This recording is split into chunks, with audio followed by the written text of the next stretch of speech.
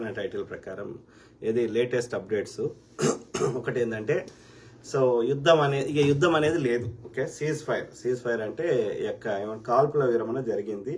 అది అమెరికా అధ్యక్షుడు Donald Trump గారు, అట్లనే అమెరికా విదేశాంగ శాఖ మంత్రి ట్వీట్ కూడా చేశారు. ఓకే, చదువుదాం ఆ ట్వీట్ చదువుదాం. Donald J Trump. Okay, so after a long nights of talks mediated by United States, I am pleased to announce that India and Pakistan have agreed to a full and immediate ceasefire. Congratulations to both countries on using common sense and great intelligence. Thank you for your attention on this matter. So America అధ్యక్షుడు Donald జే Trump. Okay, so ఆయన యొక్క truth సోషల్లో చెప్పాడు. అట్లనే America విదేశాంగ శాఖ మంత్రి secretary Marco Rubio. Okay, over the past 48 hours Vice President Vance and I have engaged with senior Indian and Pakistan officials, including Prime Ministers Narendra Modi and Shehbaz Sharif, External Affairs Minister Subramanyam Jaishankar, Chief of Army Staff Asif Munir, and National Security Advisors Ajit Doval and Asif Malik. వీళ్ళందరితోటి గత 48 గంటల నుంచి నేను అంటే ఈ America విదేశాంగ శాఖ మంత్రి, అట్లనే America vice president JD Vance గారు, అట్లనే మార్కో రూబియో గారు చర్చలు చేశాం. ఎవరెవరితో ఇంతకుముందు చెప్పిన Narendra Modi, India prime minister Narendra Modi, Pakistan prime minister Shehbaz Sharif, అట్లనే పాకిస్తాన్ యొక్క ఇండియా విదేశాంగ శాఖ మంత్రి సుబ్రహ్మణ్యం జయశంకర్, అట్లనే పాకిస్తాన్ యొక్క chief of army staff Asif Munir, అట్లనే national security advisors Ajit Doval ఇండియాకి, అట్లనే ఆసిఫ్ మాలిక్ పాకిస్తాన్కి. I am pleased to announce the government of India and Pakistan have agreed to an immediate ceasefire and to start talks on a broad set of issues at a neutral site. అంటే దీని అర్థం ఏంటంటే immediate గా కాల్పుల విరమణకి రెండు దేశాలు అంగీకరించాయి. అట్లనే ఒక న్యూట్రల్ గ్రౌండ్ అంటే న్యూట్రల్ సైట్ అంటే ఇండియాలో కాదు, పాకిస్తాన్లో కాదు, ఒక మూడో దేశంలో మేము మేము ఆ పీస్ టాక్స్ కంటిన్యూ చేస్తాం. అంటే మా మధ్యలో ఇంకేమైనా కాన్ఫ్లిక్ట్స్ ఉంటే రిజాల్వ్ చేసుకుంటామని అర్థం. We commend prime ministers Modi and Sharif on their wisdom, prudence and statesmanship in choosing the path of peace. So శాంతి మార్గంలో వాళ్ళు చూపెట్టినటువంటి యొక్క విజ్డమ్, ప్రూడెన్స్ అండ్ స్టేట్మెంట్షిప్ అంటే ఒక హుందాతనాన్ని మేము మెచ్చుకుంటున్నామని అమెరికా యొక్క విదేశాంగ శాఖ మంత్రి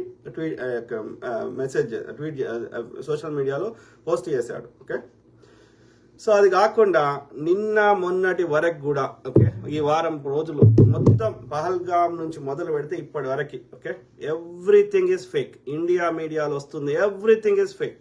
ఒక ఎక్సెప్ట్ ఏది పహల్గామ్ దాడి చేసింది అది నిజం. ఓకే, ఎవరు చేసిండ్రు అనేది ఇప్పటి వరకు అది విచారణ జరగలేదు. అది మనకి ఈ సోర్స్ నుంచి వచ్చిండ్రు ఇట్లా వచ్చిండ్రు అని ఇప్పటి వరకు there is no evidence. Pakistan ప్రభుత్వం ఇన్వాల్వ్మెంట్ అయి చేసింది అనడానికి ఆధారం లేదు. పాకిస్తాన్ లో ఉన్న టెర్రరిస్ట్ ఆర్గనైజేషన్ చేసిన అనడానికి ఆధారం లేదు. ఇండియాలో ఉన్న టెర్రరిస్ట్ ఆర్గనైజేషన్ చేసిన అనడానికి ఆధారం లేదు. బీజేపీ ఆర్ఎస్ఎస్ చేయించింది అనడానికి ఆధారం లేదు. సో కాబట్టి అది సమగ్ర విచారణ చేసి పహల్గామ్ ఎక్కడి నుంచి వచ్చిండ్రు, ఎట్లా వచ్చిండ్రు, ఎక్కడ భద్రతా లోపం జరిగింది, మళ్ళీ ఫ్యూచర్ లో మళ్ళీ వచ్చే అవకాశం ఉందా, ఇది ఏది భారత ప్రభుత్వం ఈ విచారణ చేయాలి. కానీ చేస్తే ఏమవుతుంది, బీజేపీ ఆర్ఎస్ఎస్ వాళ్ళే చేయించారు కాబట్టి తప్పకుండా వాళ్ళ పేర్లే బయటకు వస్తాయి. ఇది ఫస్ట్ది పహల్గామ్ది. ఓకే, తర్వాత ఈ వారం రోజులు జరుగుతున్న డ్రామాలో ఒకటి నిజమేందంటే ఏది పాకిస్తాన్ లో ఉన్నటువంటి 9 ప్రాంతాల్లో ఇది మిజైల్స్ వేయడం జరిగింది.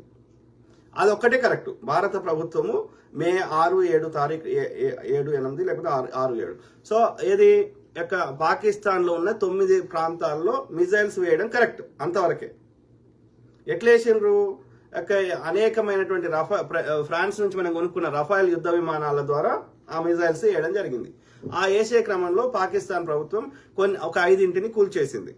అవి భారత భూమిలో పడ్డాయి. అవి భారత ప్రభుత్వం అవి చూపెడతలేదు. ఓకే, సో ఇంతవరకే కరెక్ట్గా ఇంతే ముచ్చటే కరెక్ట్.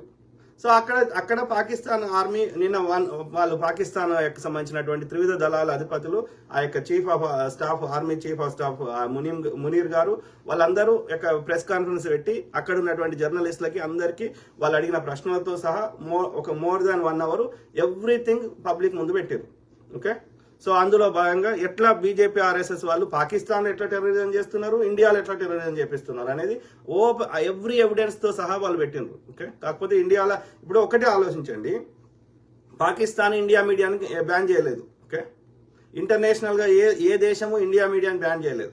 కానీ ఇండియాలో మాత్రం పాకిస్తాన్ మీడియాని బ్యాన్ చేసారు, అట్లనే న్యూట్రల్ గా ఉండే మీడియాలను కూడా బ్యాన్ చేసారు ఇంటర్నేషనల్ సంబంధించినవి.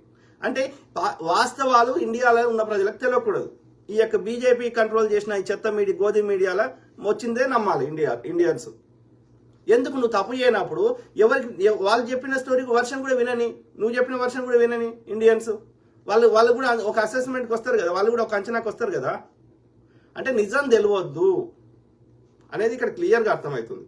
Including the Wire, Karan Thapar గారు అది ఆ వైర్ దాన్ని కూడా బ్యాన్ చేశారు. వాస్తవాలు తెలియనిస్తలేరు. ఆలోచించండి, దయచేసి ఆలోచించండి. Okay, so we don't want live in the fake. BJP RS ఈ ఆర్య బ్రాహ్మణులకు తెలిసింది ఫేక్ ఫేక్ ఫేక్. ఎన్ని వేల సంవత్సరాల నుంచి అదే ఫేకు, ఇప్పుడు ఫేకు. ఎందుకు చేసిర్రు? కేవలం వీళ్ళ యొక్క ఫెయిల్యూర్స్ నుంచి దృష్టి మరల్చడానికి, హిందూ ముస్లిం సెంటిమెంట్ రేపి ఈ మెజారిటీ హిందువులు ఉన్నారు కాబట్టి హిందువుల ఓట్ల కోసం ఏది వీడు ధరలు పెంచింది, వీడి డే టు డే మన దగ్గర వీనికి సంబంధించిన అడ్మినిస్ట్రేషన్ గవర్నమెంట్ ఫెయిల్యూర్స్ అన్నిటి నుంచి ప్రజల దృష్టి మరల్చడానికి ఇవి నిరంతరం చేస్తూనే ఉన్నాడు. This is not the first time, this won't be the last time. కాకపోతే మనకు అదృష్టం ఏంటంటే టెక్నాలజీ రావడం వల్ల, ఇప్పుడు కమ్యూనికేషన్ ప్రపంచం ఒక చిన్నగా అవడం వల్ల వీళ్ళు ఎంత వెనకట్లెక్క చేద్దామంటే చేయలేకపోతున్నారు. వాస్తవాలు బయటకు వస్తున్నాయి కొంచెం వెనక ముందు. ఓకే, సో కాబట్టి వాళ్ళు యొక్క ప్రెస్ కాన్ఫరెన్స్ పెట్టి ఎవ్రీథింగ్ వాళ్ళు యొక్క ప్రజల ముందు, పాకిస్తాన్ మీడియా ముందు, ప్రపంచం ముందు పెట్టారు. ఇండియాలో పాకిస్తాన్ యొక్క మీడియాని బ్యాన్ చేశారు. ఓకే, సో కానీ అది వాస్తవాలు చూపెడుతున్నారు. అందులో భాగంగా సివిలియన్స్ అంటే సామాన్యులు మసీదుల మీద, సామాన్యులు ఉండే వాటి మీద చేస్తే ఒక 39 మంది సామాన్యులు చిన్నపిల్లలతో సహా చచ్చిపోయారు. అట్లనే ఇంకా కొంతమంది గాయాలైనవి, ఇంతవరకే. కానీ అక్కడ ఒక్క టెర్రరిస్ట్ లేడు. వాళ్ళు ఎవ్రీ పర్సన్ యొక్క ప్రొఫైల్, వాళ్ళ డీటెయిల్స్, ఎవ్రీథింగ్ బయట పెట్టారు. ఇలా ఇండియా మీడియాలో ఒక గడ్డముని ఆయన చూపెట్టి ఇలా మసూద్ అజార్ వాళ్ళ తమ్ముడు అని చూపెడుతున్నారు. కానీ Pakistan army chief of the army చూపెట్టిండ్రు, ఆయన పాకిస్తాన్ లో ఉండే ఒక ధనవంతుడు లేకపోతే ఒక రాజకీయ నాయకుడు, ఒక సామాన్య వ్యక్తి, ఆయన మాట్లాడుతున్నాడు. ఓకే, నేను వాట్సాప్లలో బిట్ కూడా కట్ చేసి పెడతా. అంటే నేను ఏం చెప్తున్నా ఇక్కడ ఓవరాల్ స్టోరీ, ఇండియా మీడియాలో వస్తున్నది అంతా ఫేకే. కరాచీ మండిపోయింది, కరాచీ మొత్తం ఇదైపోయింది, వాళ్ళు మిజైల్స్ వేస్తుంటే మేము ఇట్లా కూల్ చేసినాం, ఇదంతా అవన్నీ ఎక్కడెక్కడో పాత వీడియోలు వేరే దేశంలో ఎక్కడో తీసుకొని వచ్చి చూపెడుతున్నారు. పాకిస్తాన్ చెప్తుంది మా దేశంలోకి వచ్చిన మిజైల్స్ మాత్రమే మేము కూల్చివేసాము, ఇండియాలో మేము ఒక్క దగ్గర కూడా అటాక్ చేయలేదు. కానీ మేము మా మీద మా అమాయకులను చంపినాం కాబట్టి మేము చేస్తాము ఎప్పుడో ఒకసారి అన్నారు. ఈ పీస్ టాక్స్ కాకముందు. ఇప్పుడు పీస్ టాక్స్ అగ్రిమెంట్కి వచ్చారు కాబట్టి చేయరు, అది కూడా చేయరు.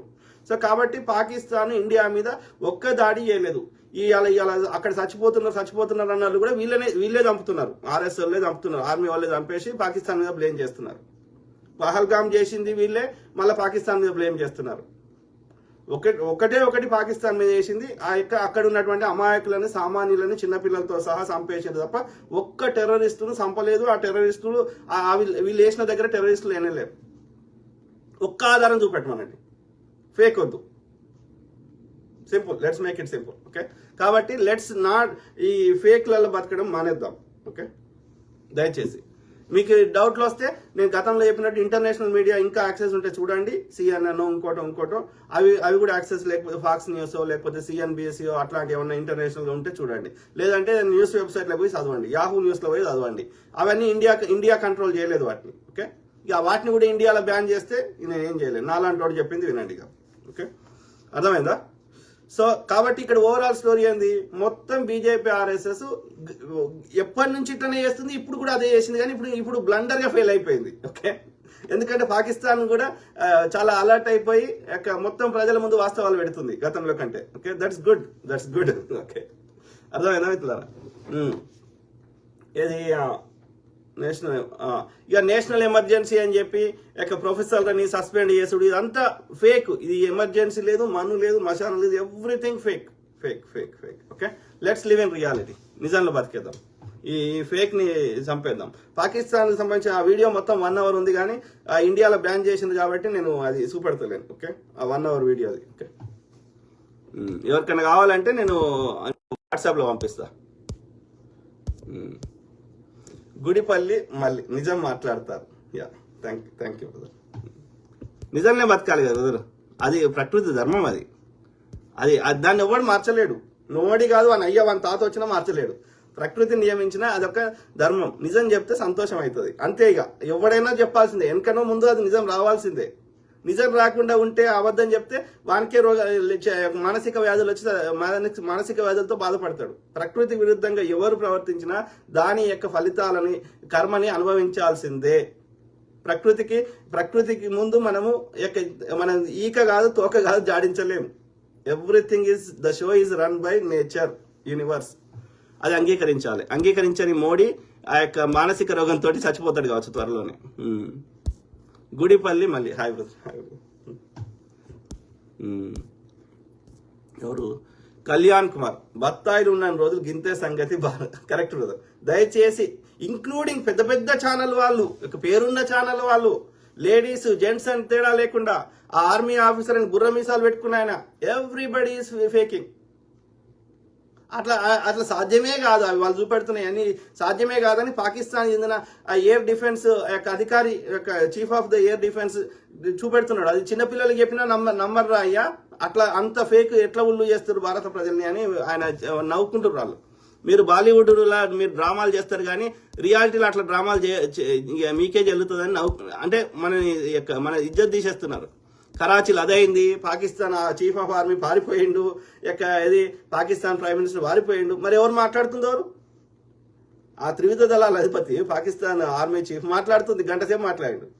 ఏది కరాచీలో ఏడైనా ఏమి కాలే, అంత బాగుంది పాకిస్తాన్. దరిద్రులు. సో అర్థమైందా? ఇక బత్తాయిలో పని పట్టుడే మనం. సో అది మిత్రులారా, ఐ కీప్ టాకింగ్. ఇదే అప్డేట్ ఇద్దామని. సో పెద్ద కామెంట్స్ ఏం లేవు. So simple, let's make it simple. Okay, I keep talking. మాట్లాడుతూనే ఉంటా, ప్రతి అంశం మీద అవగాహన చేస్తా, అట్లనే వాస్తవాలు మాత్రమే చెప్తా. ఓకే, సో అందరు బాగుండాలి, అందులో మనం ఉండాలి. Let's make it simple. Okay.